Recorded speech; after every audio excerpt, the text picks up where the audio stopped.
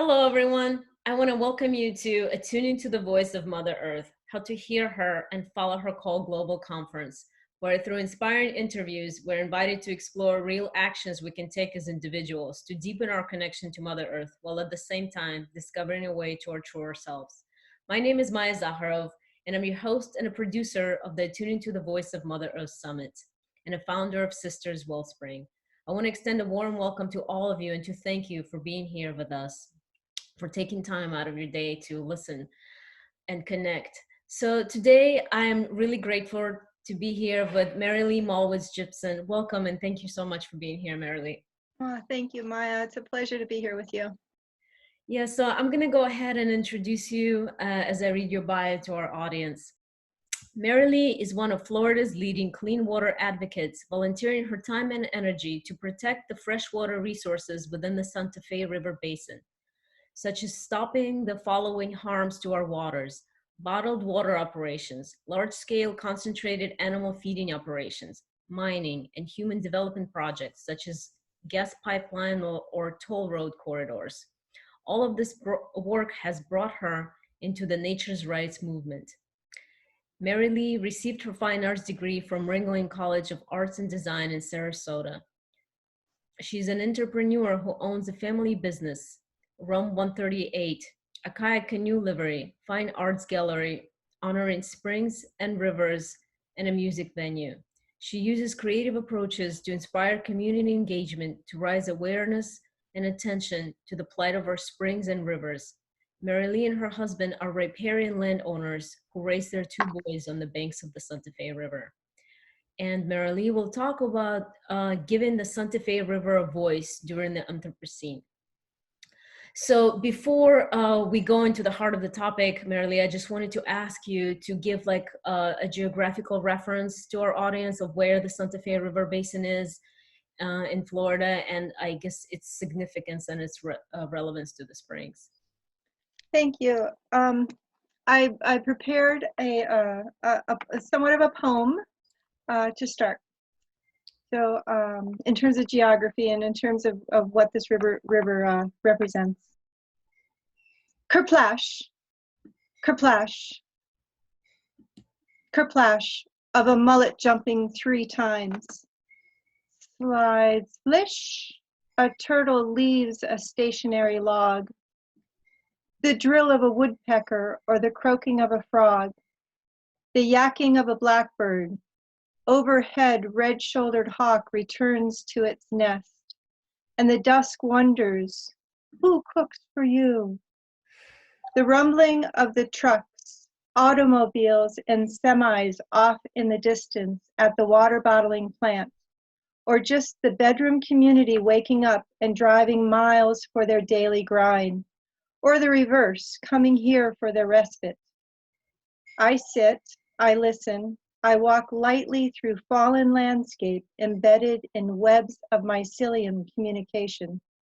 I am in awe and wonder. So the Santa Fe River is located in the northern central part of the Springs Heartland, what we call the Springs Heartland in Florida. And it's roughly a 75, 80-mile stretch of river that extends from the center of the state westward to the Suwannee River. It's a tributary to the Suwannee. It's one of the largest tributaries. And it's somewhat pristine still. There's some development that takes place along the embankment itself.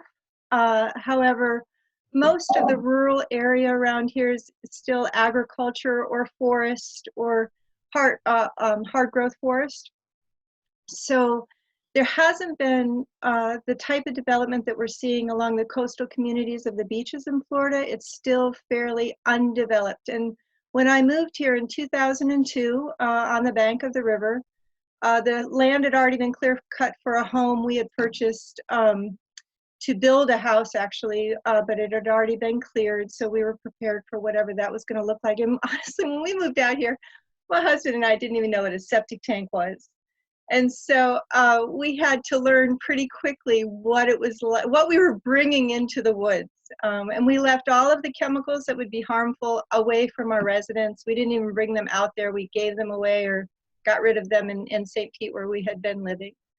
And then the longer we lived here, the more we recognized that this river doesn't have a protective element of the community. It had laws and it had rules and it had regulations. None of them were being abided by. The government in Florida allows a lot of harm to come to the Santa Fe River. Kind of like the first thing I got involved with was an airboat was spraying the edges of the shoreline for invasive aquatic plants. And we were like, what the heck is that? It's this little tiny river that's all forested, that is basically a wonder wetland with springs, glorious, beautiful aqua springs are in my neighborhood.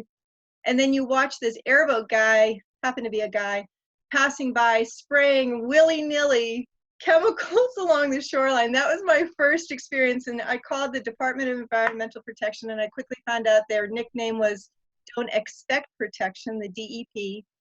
And then that spiraled me into this long, nearly 16 years of working with the government, expressing what the river should be like, should be protected like, going to local meetings, going to county meetings, going to state legislative meetings, getting the public involved, getting the community involved, building community meetings to get the public more involved. And then the internet during this time broke loose and allowed me to have a larger platform for what was happening to our fresh water, because when I first started, we didn't have social media or wasn't using it. We had emails, we had just the local crier of putting up a flyer at the library. And now, because of either primarily Facebook, Twitter, or Instagram, or a host of other interesting Reddit, different platforms, more people are engaged with trying to understand what it means to protect a water system. So anyway, that's kind of where I'm at, and that's kind of where the background.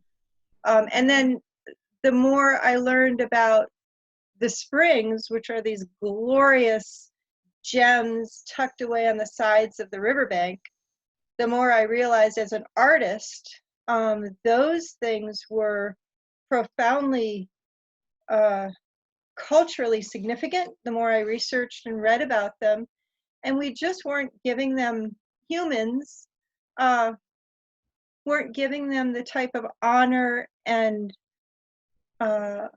layer of protection, again, that really they needed to be there forever. They were drying up in other places.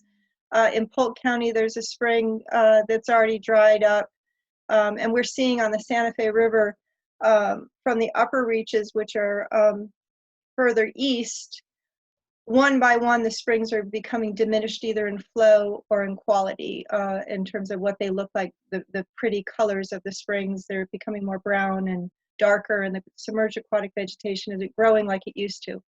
And so, so it's kind of being on the other side after all these, over a decade of doing whatever I do to understand why it's not being safe. It's kind of sad. It's sad to see something diminish right before your eyes. When I first moved here, there was all kinds of wonderful vegetation in the center of the river. That's all gone. Surprisingly, I have photographs showing all this submerged aquatic vegetation of eelgrass and saggrass, and it doesn't exist anymore. And so what are the animals eating? What are they thriving on? I couldn't tell you unless they're eating algae, because right now we're seeing a tremendous amount of filamentous algae cover the bottom of the river and also cover the springs. And then we're seeing flows diminish. We're seeing water quantity diminish because we're using so much water beyond where the river is itself, but out in the basin, out in the wider reaches of what flows into this water system. And because we are all using so much water, whether it's for agriculture, whether it's for industry, whether it's for our own personal use, that's another thing that we all need to look at and figure out a way to use less. How much water do you need in a day? Do you really need to wash your car every day? Do you really need to shower, literally shower every day? I mean, how much, and that's personal use. When you get into the agriculture use, how much water do they need to grow a crop? And what does industrial agriculture look like versus family farming? And what does regenerative agriculture look like versus some sort of corporate farming? commercial fertilizers. So it's a lot. And so it's in north central Florida. Santa Fe River's in Yeah, well, no, that's north wonderful. of Thank you. Gainesville, Yes, south of Georgia. yes, exactly. That's wonderful. Thank you, and thank you for the poem you shared. Uh, Uh, it's wonderful. So you've mentioned the artesian springs that they're Santa Fe is so rich and famous for. North Florida in general, also the Suwannee River has quite a few. And I just wanted to tell our audience that the photographs that are taken on the website and any emails that you see, the front page was taken by a local photographer, John Moran, and this is what our springs look like, or when they were in the better functioning form, because Merrillee mentioned, just a slew of issues. And the water we get, also what she talked about, this is from our Floridan aquifer. So the water is kind of being shared, and the water that's being pumped out by the springs comes from the Floridan aquifer. As well as the rivers, everything's interrelated in Florida because of our topography, of karst topography. So I just wanted to mention that before I asked Merrillee specifically about the water bottling plant and her involvement with that. So Merrillee, can you just tell us basically your experience, how that came about, and now on top of all the other problems that you just mentioned, we now have the water bottling plant, which I guess at some point I'll maybe delve into it a little more, but the water quality it makes you even question a little bit, about the water quality that they're trying to bottle and sell. yeah, that would be that'd be a good thing to dive into. So the Santa Fe River, because of all of its springs, there are some of actually the largest concentration of freshwater springs in a particular range, a 10-mile range, 52 springs in this area that were pretty abundant with fresh water being pumped out of the aquifer of the Floridan. And years ago, back in the 1990s or late 80s, there were several family members and friends that thought it was a good idea to bottle water. And back then in the 70s and 80s, it was a new idea, new concept. I was living in South Florida at that point in time, and I thought it was the craziest thing in the world. In fact, we all had to run down, we were kids, and we all had to run down to the grocery store to look at the shelf because we couldn't believe that they were selling water in a plastic bottle on the shelf. So we've come a long way since that 1 gallon of water on a shelf, or that 5-gallon jug that sits in the corner of your office, your cooler in the corner of the office. And now we're selling it in these single-use plastic bottles, all various sizes for you to consume from. Yeah, versus just filling your own tap water. So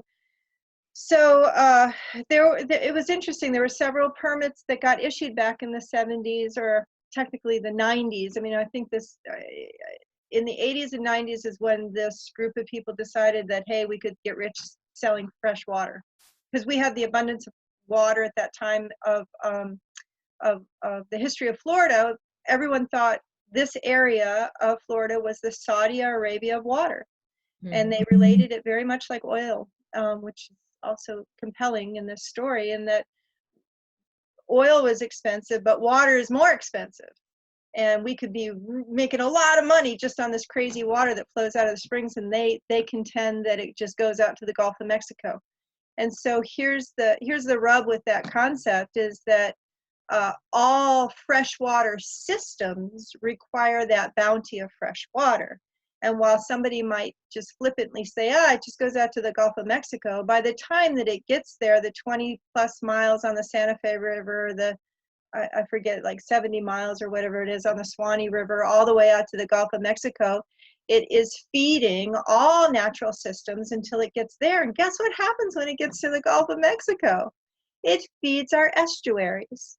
Our estuaries are reliant on that fresh water intake so that they can have bounty of clams, or bounty of mollusks, or even fish for that matter, and birds for that matter. This entire ecosystem, it requires this bounty of fresh water that we're up several miles upstream, hours away, we're putting in plastic bottles.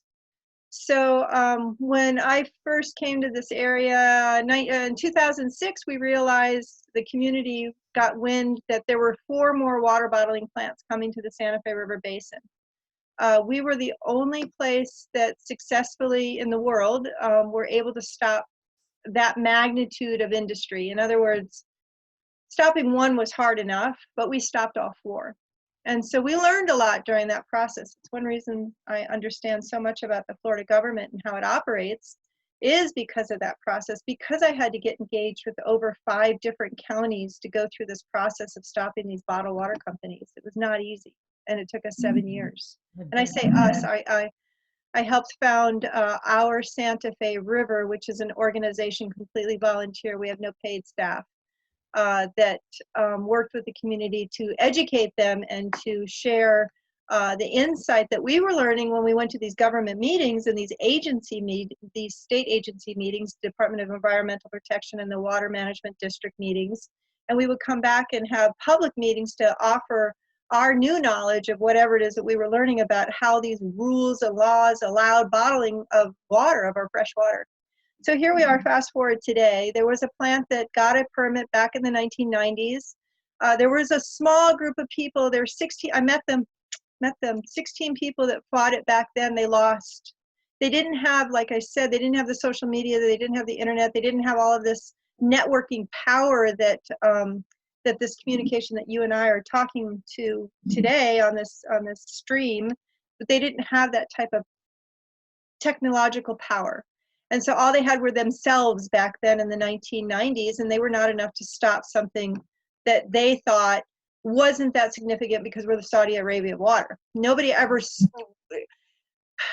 the 1990s until today, no one would have predicted quite to this alarming rate that we are today, that we would have the problems that we have today. I did find a letter from dated 1978 or something to that effect, where the water managers in this area were aware. They even talked about 20 years from now, let's see, that letter actually must have been in the 1990s, 20 years from now, they were gonna have problems. And it's a compelling letter that was written by agency staffers that I need to use somehow, where they knew we were gonna have problems, and they were the agency. And that's the same agency I'm dealing with today, the same agency, by the way, that's denying this water use permit. So fast forward, we got wind of, they wanted this particular permit, which is Seven Springs Water Company, which is basically a shell company. They don't bottle water, they just get the permit and then they sell the water arrangement to a big bottling company. And there have been 3 other companies that have been at the location of where they bottle this water. And see if I can, and so today this particular company, Seven Springs, is trying to renew their permit. They only last 20 years. There's a reason these permits only last 20 years, because the agencies know that there's gonna have problems. And so here we are, this 20-year permit, and they're trying to get it renewed, and we are nipping at their proverbial toes saying, no, don't, because we got problems here on the Santa Fe River that cannot be remedied if you keep allowing these types of extractions to occur directly out of the spring conduit for these pristine, beautiful, natural blue springs. And this particular permit is coming directly out of the Devil's Eye complex, which also feeds Ginny Springs, also feeds Rum Island, also feeds Blue Springs. It feeds a number of springs, and the well that's in the ground is tapping a conduit into that spring system itself, which is just outrageous to me that it's even being allowed with the problems that we have on the Santa Fe. We have declining flows and levels, and we have impairment on this particular water body. So they contracted with Nestle of all things, the largest international water bottling company in the whole, entire planet. And Nestle is already located within at least 5, possibly 7 spring sheds in the state of Florida. They already have 2 massive water bottling facilities, one at Crystal River and one at Blue Springs, Madison. Why they need this one is beyond us. This is just, and it's a huge permit. They want 1,152,000 gallons, 1,152,000 gallons. That's how it's expressed a day. So Yeah, close to 1.2. I just wanted to quickly interject that the fact that the money they would be making on this is tremendous, because what we pay for water here in Florida is unfortunately next to nothing, and they don't have to pay anything extra to bottle this water and to sell it. It's all just their, you know, their own cost, their own infrastructure. The water itself is unfortunately like dirt cheap. So I'm sorry. Right. So what Maya's talking about in Florida is if you're in a city and you get municipality water, you get city water, you have a bill and you pay fraction of a penny for every gallon that comes out of that system, that comes out of your tap, and your bill could be anywhere from 20 bucks to 120 bucks, depending on if you water your lawn. If you're just drinking your water, it would probably be in that $20 range, but because people want to irrigate their landscape, they might have to pay more, or do other things with water, which is unnecessary stuff. So anyway, I'm not going to get into that. But, or you might be on a well water. You might not be in the city. You might be out in the country and you're on a well water system where you pay nothing. All you pay for is the infrastructure, your own infrastructure, your filtration system, or maybe you don't have a filtration system. Maybe your water's so pristine and so good and you've tested it and it's just awesome that you don't even have a system, and you pay nothing except for the well driller that came out and dug your straw into the ground. And so this particular situation is a rural wonder where they have a couple wells in the ground and they want to put 4 down to take that entire amount out. And that's where the backlash is kind of happening statewide, in that they don't pay a dime for the water. All they pay for is Seven Springs, the shell company that I was referring to earlier. They pay about $115 every 20 years to the state of Florida. No annual fee, no monthly fee, no whatever fees, just 115 bucks. And that family who owns Seven Springs is going to make a huge amount of money because they're contracted with Nestle. Nestle's going to pay them, but Nestle's not going to pay the state of Florida, and neither is Seven Springs. So here they're going to take our freshwater resources, profit, and commercialize it, and then you know what we're left with as either the consumer or the neighborhood or the road or the river body or the planet. We're left with all their waste. Mm-hmm. Thank you very much. They're not responsible for cleaning up that, and you are then the consumer responsible, and we're going to make you responsible, right? You better clean up your bottles of water. Well, if anybody understands wind, trash, stuff blowing around in the atmosphere, gyres out there in the, or gyres out in the Gulf or in the oceans, or beaches, or how bottles are made, or plastic pellets, or breakdown of plastic. All of us can understand it's not enough just to say personal responsibility. It has to come from a more meaningful, powerful a footprint of ours saying, no, you must just consume your water from your tap in your own disposable, in your own reusable bottle, and you have to filter it. If you don't like the way your water tastes, filter it, you know, somehow, some other way. Because I tell you what, municipalities have to have their water at a specific standard that's higher than bottled water. So the public consumer has been sold a bill of goods saying that your city water, your municipality water is bad, and it tastes bad, and it smells bad. And so what do? You go home, you turn your water on, and you might smell bleach, or you might smell something in your water that doesn't smell right, whatever that is. And it's not enough for you to be responsible because you're paying for it, and you say, well, I'm not going to drink it because somebody else is supposed to be responsible for it. Oh, I told you about the well water. I have well water. I have filtration systems. I filter my water. When I was in the city in St. Petersburg, I filtered my water. It smelled like bleach, but I knew that it was clean. I knew that it was better for me than buying plastic bottled water. I knew even back then. So, and that's been, I don't know, 20 years or however long it's been since I've lived in St. Pete, 16, 18 years.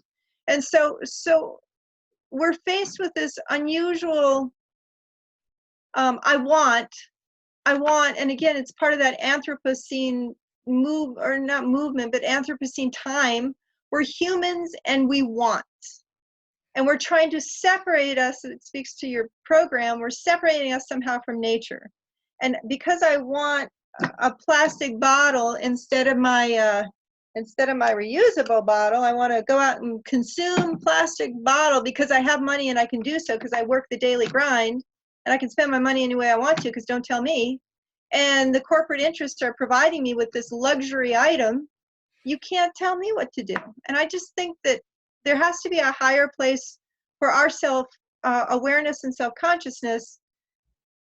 And the biggest thing fighting this particular bottled water issue, this new one that's been around for the past year or so, I think is the biggest thing we can all do to stop something like that. If you're really upset about it the way that we are, if you're really upset about the idea of it, plastic bottle or fresh water in a plastic bottle, how ridiculous, then don't buy it.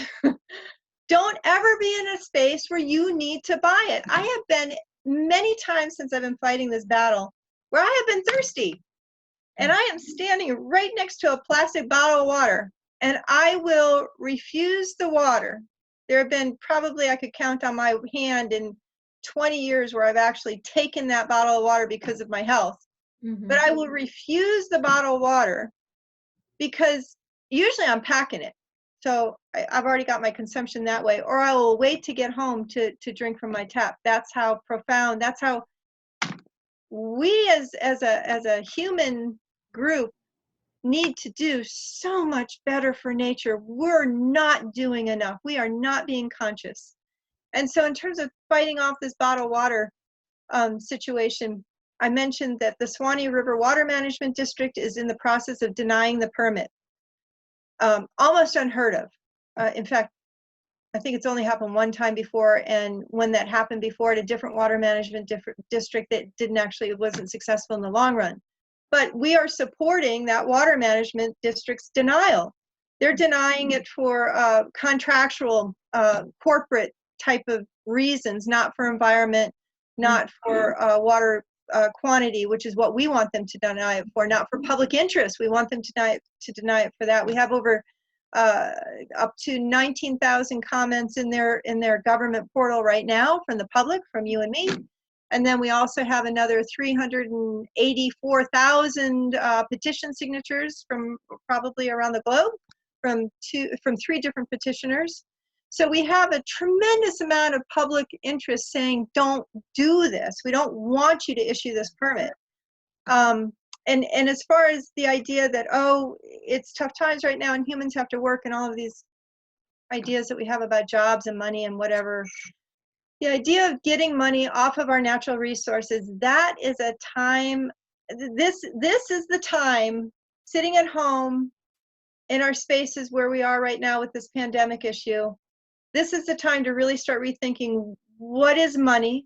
What is the value of it? What is the value of natural resources? What is the value that I can bring to my family, to my family's awareness, to my community's awareness when it comes to what's important? Is it important that I go and I work in a bottling plant to provide my family the amount of income I need to sustain my family the way that we're used to sustaining ourselves?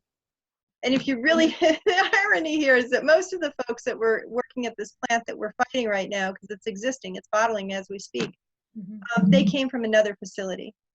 As I said, Nestle's embedded in Florida. They're in 5 different places. There's only a small amount of human resource employees that have actually didn't come from somewhere else, but they have always worked at the plant in other iterations, and since the plant's been around so long. Yeah. And I think that's gonna, I'm sorry, one last comment this way, but jobs, environment. We are at this place that the environmental group I've talked with over the years, we always knew was gonna come one way. We really didn't see this one coming, the coronavirus business. But we are at that pinnacle of what's important and how can I have a income that sustains myself and is good for natural resources, and is good to protect them and keep them in space, or keep them in their ecosystem. And so Yeah. yeah. You've touched on so many important things. I think that it's extremely important right now uh, to understand the things that we've been kind of fed, through almost subconsciousness, through different advertisements, and that we are a consumer society. We are consumers. I don't even know if like we're referred to as individuals. We're just on a large scale, we're consumers. This is what we've been told. And yes, what you've mentioned about, short-term profit, it's all short-term profit versus long-term sustainability. And we each have a responsibility to see, where do I fit in that picture with my, even with my right away purchases, or my consumerism in the short run. Do I need that water bottle right now, or how my life is set up? Am I going to be working for a bottling plant? And as you said, some of the employees are following the job, and then they deplete the area and they move on. Like, what do you have to say to your children? What do you have to say to other people's children? You moved to the area and you depleted it, and this is, so we have to think of a large picture in that scale, and where do we personally fit into it, and take some responsibility for it. Otherwise, and we can blame, other people and somebody else, but it's our collective, future, and our collective present. It's where we are right now. We all have to take responsibility, as the virus is teaching us. You don't operate as a separate agent. So we depend on each other, and this is the time of reckoning. Merrillee, I wanted to ask you if you can talk about, I think part of what it came from, the Nestle permit, or the Seven Sisters permit, I think brought us into also a larger perspective of considering nature's rights. Or we worked on rights of the Santa Fe River. And I just wanted to also, as a background, to mention, you mentioned different water management districts. Florida has 5 water management districts there. Basically, and I think you mentioned a letter earlier that was written 20 years ago. I think it was written by also a water management district looking 20 years ahead. These are the agencies that are designed to manage, as the name implies, our water. So in the north here, we're dealing with 2 water management districts, Sewanee and St. John's. And specifically, in this instance, you're talking about the permit denial, or is from the Sewanee Water Management District, just for the general knowledge. But yeah, if you can pick up with just nature's rights in general, and how specifically here in Florida and Santa Fe River, how we, what's your experience with that?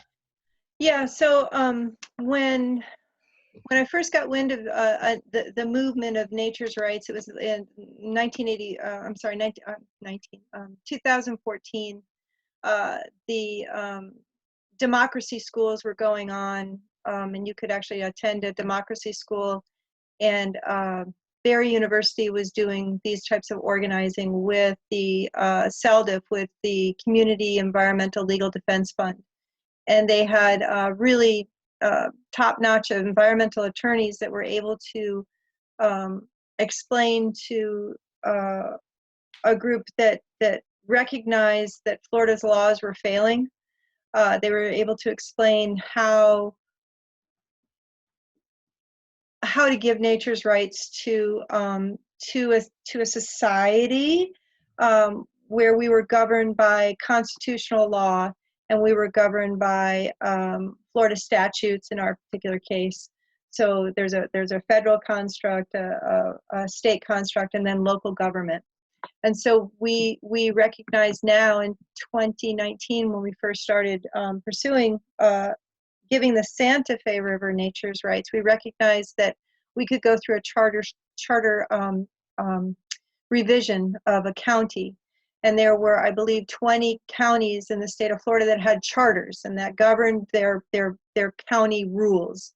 And so in Florida, we recognize that local governance has a stronghold, sometimes much more than even the state. And so we were trying to get ahead of any sort of way that the state control what nature's rights looks like. We were trying to get ahead of that by doing a charter revision. And we were trying to get on the ballot. We went through all the process. I think the time met you, Maya, going through the process of trying to get signatures to get a legal language put on the ballot so that the citizens could vote on whether or not they wanted to give, in this case, Santa Fe River nature's rights. And why we chose the Santa Fe River versus some other particular water body. We were looking at water bodies. And the reason we were looking at water bodies is because water is life. I mean, kind of contrite, but it's the easiest way to say that. And versus if we had been looking at a forest, or if we had been looking at some other natural system that we could possibly bestow a right to exist. And because the Santa Fe River stretched within the border, almost the northern border of Alachua County, because we were targeting Alachua County with their charter, we felt that it would have a universality for the residents of that county who recognize that they might use the Santa Fe River for one way or another to recreate, for livelihood, for even some sort of reason to have even a business, in a sense, kind of the humanizing of a waterway, not just the ecosystem. Because we recognize we couldn't just beat on nature's rights. We also had to recognize that humans lived within nature, and so we thought that that would have value if we chose a water system that had a more fully realized place in this particular community. We could have chosen a lake, we could have chosen a spring, we could have chosen all different kinds of things, but again, because it bordered, literally, Santa Fe River, as most waterways in our country, they tend to create border systems in terms of government. And so it bordered the northern end, or northern side of Alachua County. And so that was the main reason it was chosen. And it also encompassed a great deal of animals, plants, ecosystems in general that we could target in terms of giving them more protective status. When you try to get something on the ballot, we did the ballot initiative. We needed, I don't know, it was like 18 or 19,000 signatures to get on the ballot. We started late in the process. We wish we had had an extra year to do this, but we were just trying to move really quickly because the charter revision, there was a team of people already set up to review charter revisions for that county, and we needed to get ahead of that. Well, we never got all the signatures that we needed. Got a lot, though.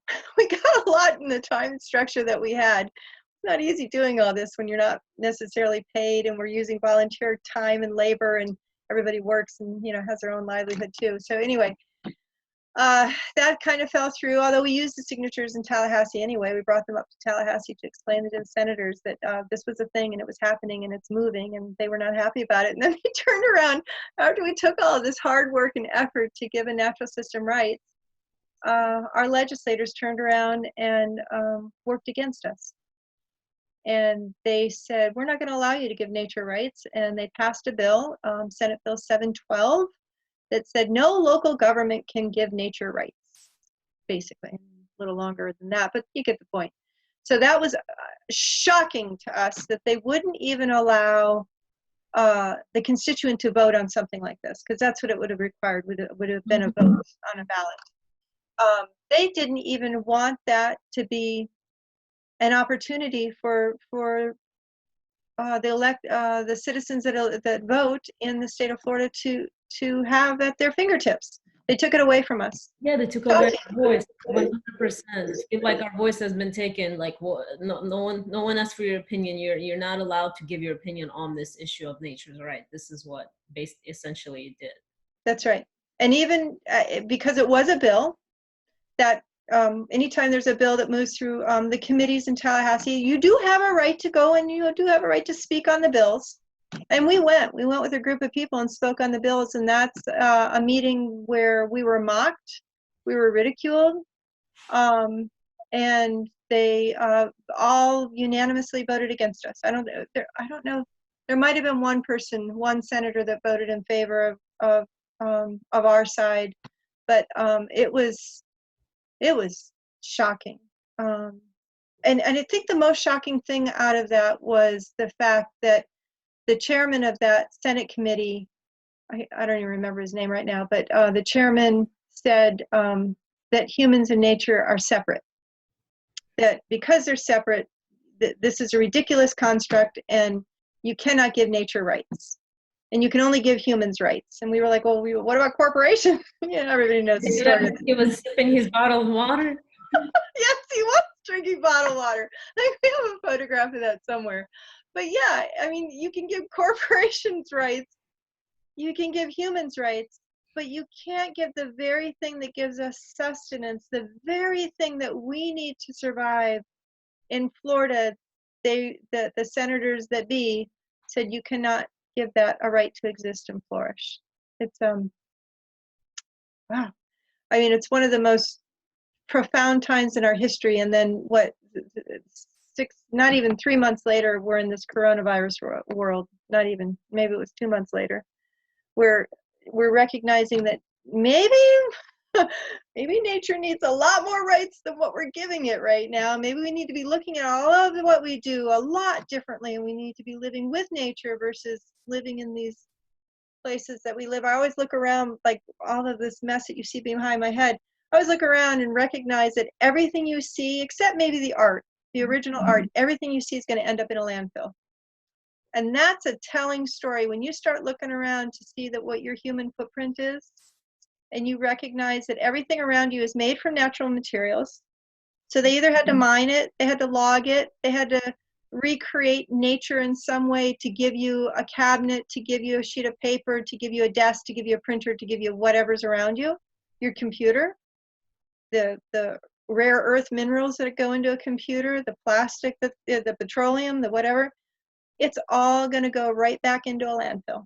Mm-hmm. So when I start thinking about that, like what is important, and I've been on that thought pattern for several years now, and I've actually scaled back in terms of my consumerism. If I get something in my space, generally speaking, it's either used or it had a second life or a third life or a fourth life, generally. And I'm still not where I want to be. I want to be where I'm really not even buying anything new. And again, the coronavirus thing is going to be interesting because all of these huge department stores are filing bankruptcy right now. I think they're going to recognize that they're not going to have the consumer power that they had a few months ago. Everything changed. And so we're going to all come to grips with reality about how much do you need. And for me, that means, are you going to keep clear cutting our forests? Are you going to keep using up all our fresh water resources? Are we going to, and I shouldn't say you, not you, but I mean the proverbial we, are we going to look at our consumer footprint and start figuring a way to scale back and start using the things that we have at our means versus the things that are beyond us, where I'm kind of off tangent, and I recognize that, I'm sorry, but North Florida, we have lots of forests, and I'm constantly, when I drive from point A to point B, usually to go to a meeting, I'm constantly blown away at how much forest is being deforested.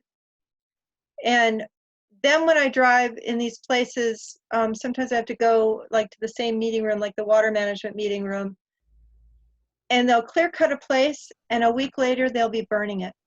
And I'm like, wow, that's just, that I don't think we even understand what we're doing. Like, why are we burning these incredible trees that we've just cut down for whatever reason? They didn't do an environmental impact study, so they don't even know what they cut down. They don't even know what's in there that they cut down. It's never going to be the same again unless you just step back and leave it alone, which they won't, because they're going to probably build housing developments or commercial structures of some sort. But then we burn it. We don't reuse it. We don't We don't try and do anything with the debris that we create out of these incredible forests. Well, don't we have a, like, GRU, don't we have a plant that, like, it's specifically Gainesville? I guess they have a certain range that they actually do pick up the. Yeah, I've called on that. So it's interesting when you see stuff like that. Okay, that's kind of how I started all of the work that I do up here. When I see something that's really erroneous, really wrong, I'll call. So I called across the street. This was happening. They clear cut 2 acres, and I called my county. The county, they're clear cutting 2 acres. Okay, what do I need to know? When you call, because that's what it takes. You must be engaged that way. You can't just go to your social media and say they clear cut 2 acres and then just be done with it and let the powers that be, complain and mope about whatever they're seeing. But when you make that initial phone call, they tell you something. And they said to me, I said, so can't they get in touch with GRU for their biomass plant and come and pick that up and contract it over there? It's only a few miles, like you say, you think about perimeter and whatever, 30-mile radius, 60-mile radius, whatever it is. I'm sorry, I just want to say GRU is our local utility company that, let's give it a background, that collects the debris and part of the plants that it now owns to create electricity. They take the debris, they burn it, and thereby basically we get electricity. That's so yeah, energy. Energy. So Gainesville Regional Utilities has a biomass plant. That's how biomass is what we're referring to. And like you're saying, burns debris from mostly trees. Mm-hmm. So they said that Columbia County, that is next to Alachua County, says, we don't know what you're talking about. And I say, well, okay, this is how this works. And they say, okay, we'll call them. So then I called GRU, Gainesville Regional Utilities. Gainesville Regional Utilities says, after 5 transfers, transfer, I'll get you somebody. I finally get to somebody. And they say, no, that's not how this works. They say, we contract with tree removal companies, and we contract with big, like, mostly places that are taking out trees, and they get their material from them. The guy across the street came in with his buddies and clear cut the forest, so they didn't know. I mean, and I didn't go over there. I came this close to going over there, knocking on a tree and saying, hey, you could take this stuff to GRU instead of burning it. But I just, that's a whole nother, I know that when I get that far along, after I've made all these phone calls, that's just going to fall on deaf ears, and then they started burning it the next day. And so what I see in that, when you're engaged with making all the phone calls, it can kind of put you in hot water sometimes, a little bit.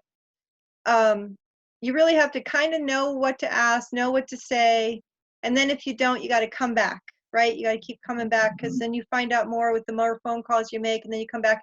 In the long run, what I did find out with that particular situation that could have helped, could have moved the needle, is contacting the forestry department, which I did. And the biggest thing there was, did they have a burn permit? Mm-hmm. And something as almost innocuous or small, dealing with or whatever, as a burn permit could have potentially stopped everything. It took them a day to burn it all, roughly. I mean, it burned for a week, but I mean, the flare up took a day for them to flare everything up. And then the ash that was exuded off of that property filled my entire property. I had ash all over my stuff. It's never been the same since. People don't realize that the ash that comes out of those burn piles is just tremendous. And it sooted everything. And then it rained. And it rained.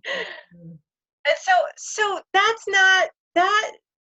That's the aftermath. On the front end, a county like this rural county that I live in, they should have a policy. You should have a policy in place that says, if you're going to clear cut X amount of acres, then this is what you need to do. And to get to that policy is the work that I do in my volunteer time. Mm-hmm. I could go to every meeting and I could push that. Right now dealing with a lot of things, but what I'm going to push is this clear cutting business, because one of the things we may or may not talk about is the toll road. One of the reasons I'm really concerned about toll roads in Florida, they want to build, the state of Florida wants to build 3 more toll road exchanges connecting South Florida to basically Georgia border, to the Georgia-Florida line. And one of the most egregious ones, as if they aren't all bad, but one of the most egregious is the connection between Brooksville, basically, north of Tampa, all the way to Jefferson County, Madison County, Jefferson County. Which is The Georgia-Florida border, and it would run on the western side of I-75 all the way. And if any of you have ever been to the western side, between basically north of Tampa, between Tampa's on the west coast of Florida, just want to. West coast of Florida, between the center between the Swanee River and the Gulf of Mexico. That's how I can explain it.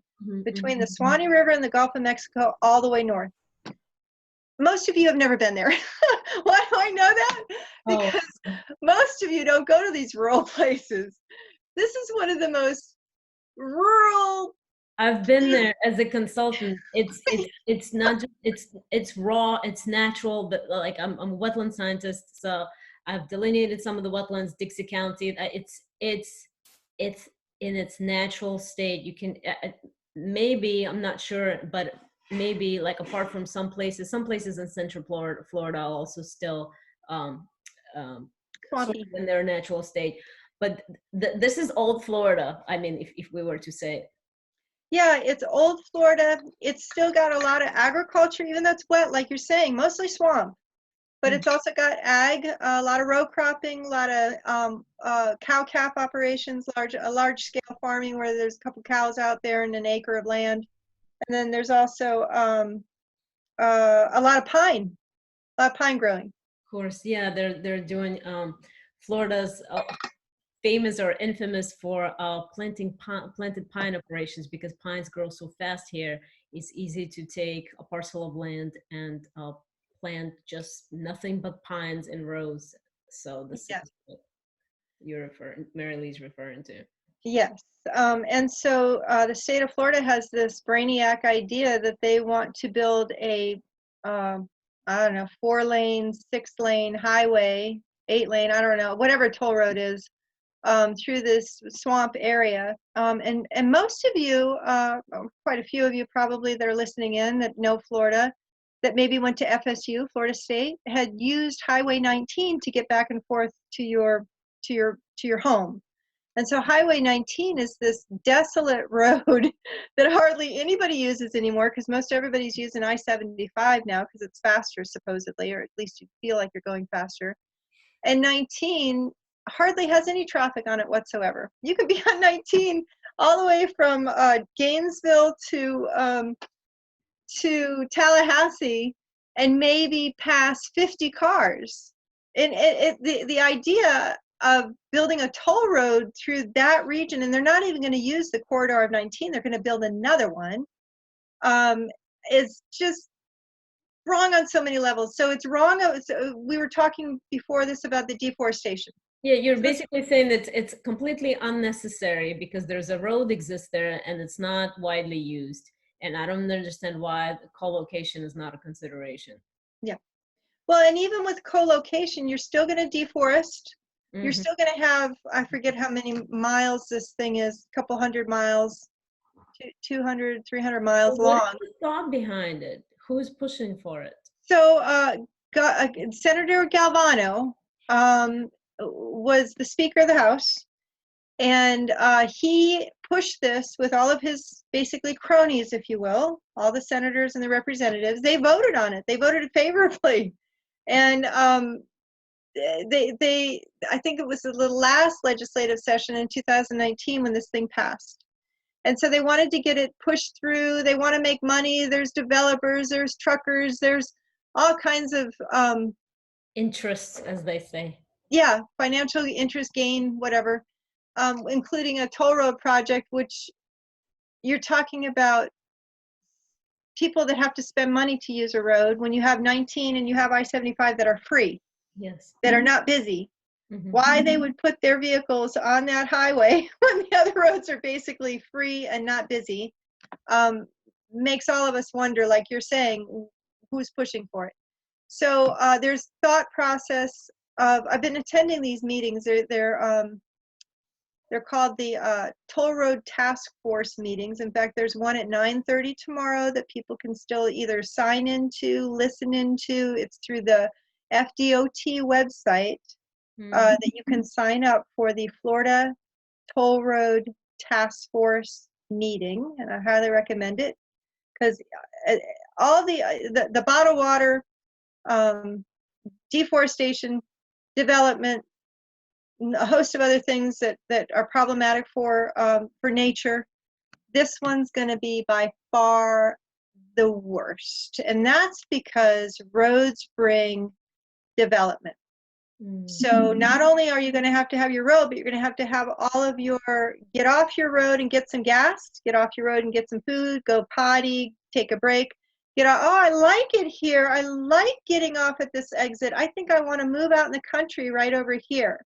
And so the next thing you know, you have development of urban growth. And you have urban growth along these corridors. Oh, I really like living between, because we're humans and we take and we want and we want and we take. I like living between Gainesville and Tallahassee. That way I can either go to one place or the other because I'm really important, right? And so I get to like travel to Tallahassee an hour, or I can get to Gainesville an hour. I'm gonna live right here in this beautiful wetland area that I'm gonna build up like they did in Naples or in Fort Myers. I'm gonna build a mound and I'm gonna live right here in the swamp. Well, in the meantime, most of those people are urban people anyway. So what are they going to need? They're going to need their hospitals. They're going to need their needs met by their coffee places and their shopping centers and whatever it is they're used to being accommodated by in their municipality, in their city areas. We don't have that out here. We don't have coffee shops and grocery stores and yeah. But Florida has rules and regulations, and environmental rules and environmental regulations for development, for minimizing harm to wetlands and natural areas. So there's no net loss of wetlands. There's a federal rule that's, I think, still in effect if it hasn't been taken away by our president. So can you touch on this subject, and specifically allowable harm? Absolutely. Allowable harm to nature, that is, and how our laws and regulations work specifically, let's say, here in Florida. So things like the toll road and things, how we develop land, basically. The simplest way to talk about this is called mitigation. And so we have, again, a financial network set up in the state of Florida where you own, let's say, 100 acres of land, and you're a developer, you want to make money on your land. And you go to a mitigation bank, and you go to your county, you go to your state, you go to your officials first, and they say, go to this mitigation bank. And they happen to have properties that they've been amassing, accumulating, buying, purchasing, that you can trade. So you can say, I have 100 acres, I want to destroy 50 acres for this shopping mall.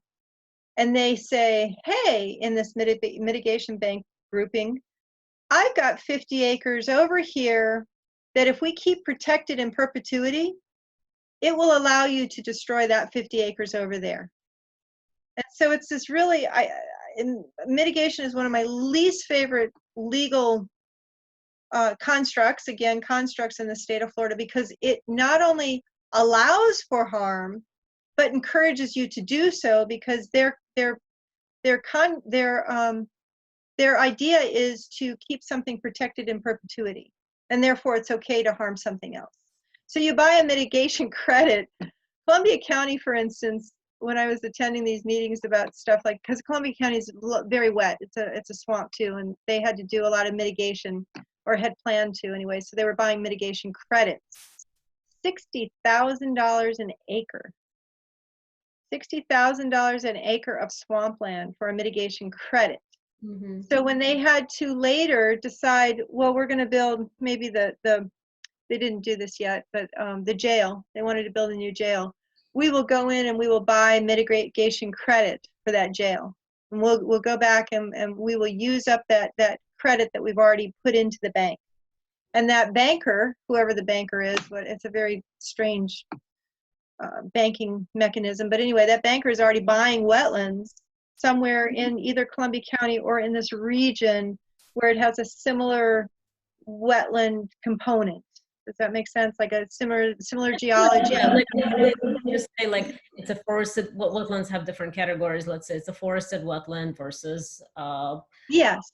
A prairie could also be like just Perfect. dominated by grasses or shrubs. So like if you have a forest, it's like for like. So let's say you have a forested wetland, you have to buy a mitigation credit with the forested wetland as well. Yeah, versus not allowing it at all.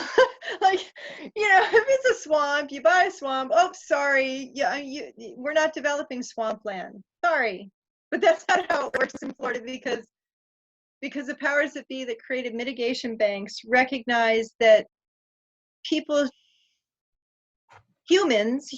should have a right to do whatever they want with their land because they bought it. Mm-hmm. It's in that space, that colonial construct of the idea of property ownership, that we have become running afoul of nature. And what we need to really do is look at acre per acre. If you have an acre of land and you are a human and you have a desire to develop that land, Mm-hmm. what we really need to be trying to do is work at the idea where nature benefits and you benefit simultaneously. Mm-hmm. And maybe you have an acre and only 30% of it gets developed for your human usage. Yeah.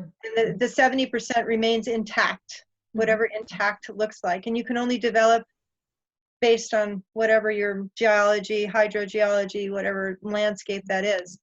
But that's not what we do. Not for the big projects, not for the granddaddies like a toll road.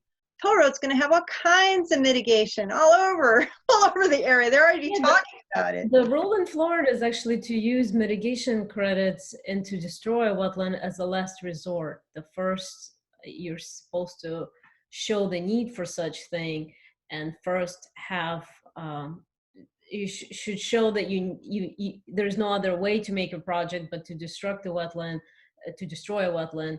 And then if you can't preserve or create the other one, then you go to a mitigation bank. But what you're saying on the projects in such a huge, large scale as a toll road, I think there's almost different rules that apply to it because just the magnitude of the project is so large that there is no. I think these rules of requiring the destruction of wetlands and what they can do is to preserve or to mitigate is just almost they almost leaves them with nothing but to go to these banks. So. That's what we saw with Sable Trail, exactly.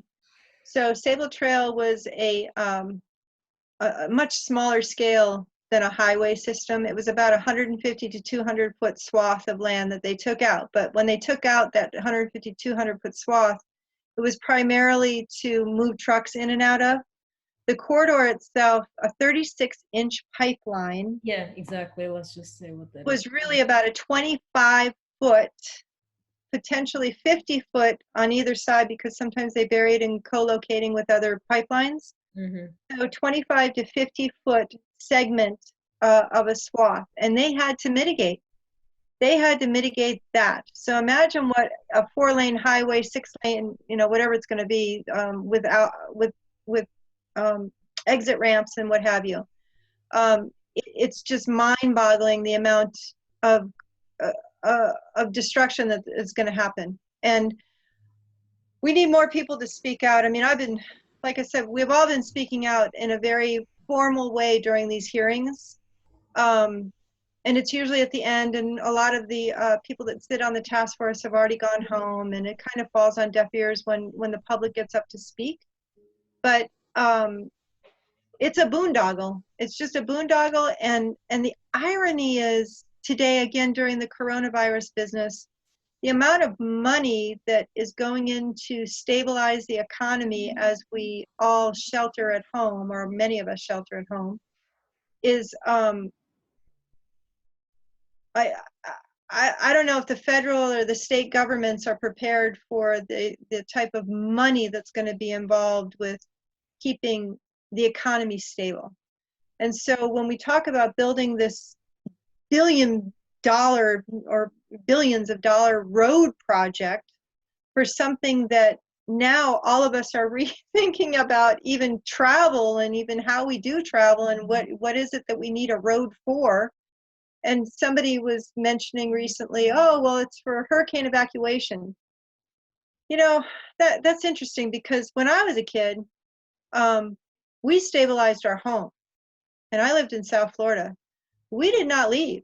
We put up the shutters. We made sure that we had all our food in place. We made sure that we had all our needs met. We didn't leave. And so there's something going on with the amount of population that we have in the urban centers of the coastal communities, or even inland for that matter. People do not shelter. They want to just pack everything up and leave, because their structures are not strong enough to support the amount of winds that hurricanes are now bearing down on us. So the idea that this is designed for a hurricane exit plan, just to destroy nature so that all the humans can't, can get out of Florida quicker. What does that look like? Why are we not creating the shelters in place? We could probably spend a fraction of what that toll road costs. That's a very good point. Yeah, absolutely. Especially with the unpredictability of the hurricane path and it being so interchangeable. It's hard as a Floridian, I will say, it's hard to know when to move and where to move. And Yeah, the magnitude of the hurricanes can also be so vast now, and arguably people, and I completely buy into it, say it's because of the global warming to begin with, that they have intensified in scale, in wind speed, in the size. So it might span a whole of Florida. And yeah. So maybe it's faster to catch a plane and go on the West Coast because running away from the hurricane is pretty hard to know where to go, and that this is a really serious thing. So yeah, what you're saying is, I understand that using that specific road as an evacuation route. Besides, you're talking about people in maybe small rural communities. Maybe not everyone can afford the toll road, Right. Well, they usually don't during a hurricane. You don't pay. They don't charge. Yeah. That's true. No. They barrel you out of the state. But more importantly, we should be figuring out our building codes. Absolutely. And figuring out why they're leaving, why they can't stay in shelter in place, because their units, their structures can't support the wind load. Mm-hmm. And so that goes back to even human development, in a sense. Like, why are we allowing these buildings to be built? Didn't we learning anything from Hurricane Andrew in what was that, 1990? Yeah, whatever. Yeah, I think. Yeah, it was crazy. 1992, 91. 91, 92. I was in the Everglades when I got hit by Andrew. So, and even my little house that was built in 1928, it held up. It was a shotgun house that had draft under the ground. And when I came, I had to leave. I did have to leave because I was in Everglades City. But I only went to Sarasota. I didn't, they're like you're saying, the hurricanes, they bounce around all over the state of Florida. You don't know where they're going to go anymore. And a lot of that, I believe, has to do with deforestation.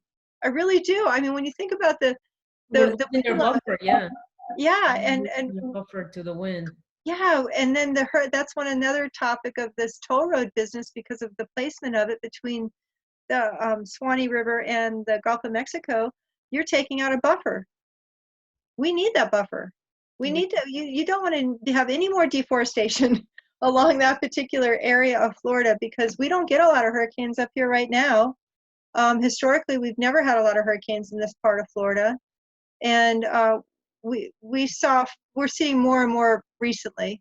When I first moved here in 2000, I think in 4 it was, we had 4 that just kind of bounced around and we never knew. We were out of power for a week or 10 days or whatever it was, because all the trees had fallen down on the power lines and they couldn't get down to us. We were the end of the county and we were the last ones out. But we managed to walk out and go stay at a friend's house that was next door. But anyway, yeah, we're again, how humans are living on our natural landscape is really back to the topic of the conversation. Yeah, I mean, we're kind of running out of time, so I wanted to. What you're saying is absolutely right. It's even me, like, we know how fast in Florida, how quickly the houses come up, but basically almost no foundation, and they're just made, unfortunately, out of cheap material. And I'm saying these things because I came from Ukraine and I see how houses were constructed there. It's like a monumental thing that, you know, you have a foundation going pretty deep, you know, and it's all like rebar. It's just, especially how our whole economy is structured. It's very fast, you know, to build something and then to rope people into a 30-year mortgage that you keep paying on something that kind of implodes around you. I think by the time 30 years is up and the house is in Florida, it's almost time to build a new house, and God forbid a hurricane comes along. So yeah, what you're saying is so true. We have to give a closer look to how we live and what our current structures, and how to change them for the better, instead of creating a new structure on top of what we have, which doesn't fix the problem. So Merrillee, I just wanted to ask you, like, what do you want to leave our audience with? Like, what's the takeaway from our conversation? I think the takeaway for this incredible show that you've pulled together with all of the wisdom of all of these people that you're giving space to, the takeaway is, from my perspective, is to understand your neighborhood, understand your community, walk around, listen. I go to a city and when I start hearing overhead noises, I duck, like human, like airplanes and moving equipment that's building a structure. Like I was in Gainesville, and there's this big heavy duty equipment moving these big cinder block stuff above my head, and I couldn't wait to get to my car. I was like, oh, get out from underneath there. But just pay attention to your surroundings. I know it's simple to do that in a sense when you're out in nature, because all of those noises feel so new to you, because most of us are living in city environments, and I know I did before I moved out here. But just to really understand what's going on in your community, if you see some sort of impact, whatever impact that means, find out what it is. Pick up the phone, make a phone call, get involved with your community, because it's your community. Mm-hmm. And I find that that's where most of the work I've been engaged with has been giving power to the people that live there. Like a mining, we didn't even get into mining, but mining, local group called me, hey, what do we do? We feel so helpless. And I said, you start having meetings. You start getting together and find out what all of you know about the mining interest, and find out, you know, who knows what, and then find out how to target and try and stop it. And then figure out what even that looks like, if it's a stop kind of situation. But just in terms of community and structure in your community, it could be something completely different. Like, find out if people need something. Mm-hmm. Like, you know, there's a house next door, an apartment next door, but nobody ever comes out of it. Nobody ever leaves. You never see anybody there, but you know somebody lives there. I mean, it could be that kind of simple human need too. In terms of city dwelling, mm-hmm. Park systems, bringing nature back, trying to figure out how nature can still live and thrive, and change the destructive things. What's really interesting, of course, and everybody's kind of aware of, all your listeners, I'm sure, is watching nature come back when we're not there. Watching the penguins walk through town, watching, I guess there's a huge, massive alligator snapping turtle at Rum Island Spring the other day, right down from my house. My husband saw it. You know, watching nature come back when you're gone. So we're a blip. We're nothing. The planet is resilient. And if we can just figure out how we can move in the space with nature versus trying to have our own, you know, I want, and this is what I want to do. I think, does that make sense? Like, yes, absolutely. Yeah, it's the saying as we were discussing before I start recording is you have to think globally and act locally. This is where it should bring us all. This is where action happens. And yeah, we can all have, you know, I can have a heartache about, you know, the Amazon burning, and I do, and what's happening worldwide. But really, when it comes to direct, immediate impact, other than just considering how we live our lives and, you know, what toilet paper we use, whether it's from arboreal forest from Canada, or is it from what water do I consume? You know, did I bring my own water from tap, filtered water from tap, or did I succumb to buying, you know, Nestle water? So other than that, you know, we can, as you said, we can act in your community. There is, I'm sure we are not the only ones in Florida with, you know, with environmental issues or issues like this. I mean, you haven't mentioned all of them, but the water bottling plant, the toll road, the, you know, transmission, you know, lines, there's a lot of things going in, and we do need infrastructure. No one's saying that we don't. It's just that it's our job to step up and make people who we have put into power responsible, and knowing that we're listening, we're paying attention, and that the certain things are that are destructive to us in the long run it's just not going to go. So yeah, it's our direct involvement in local community that will change the world. You're here. I hope so. Yeah. Or at least give nature, get nature back. Mm-hmm. Get it back. It's not so much even, or change what we do, because it's mostly human. It's mostly Anthropocene. It's mostly, yeah, Anthropocene, exactly. yeah, it's Human cost, yeah. yeah. And if we can just own it and look at it and tear it apart and then dissect that and then figure out what's a better space to be in for nature to thrive. Exactly. Yes. Thank you so much, Merrillee. We need more people like you. Thank you for Thank teaching you. us how to act in our local community. Thank you for giving your voice to the summit. Very much appreciate it. Thank you. Thank you for having me. I appreciate it too. Thank you. Bye.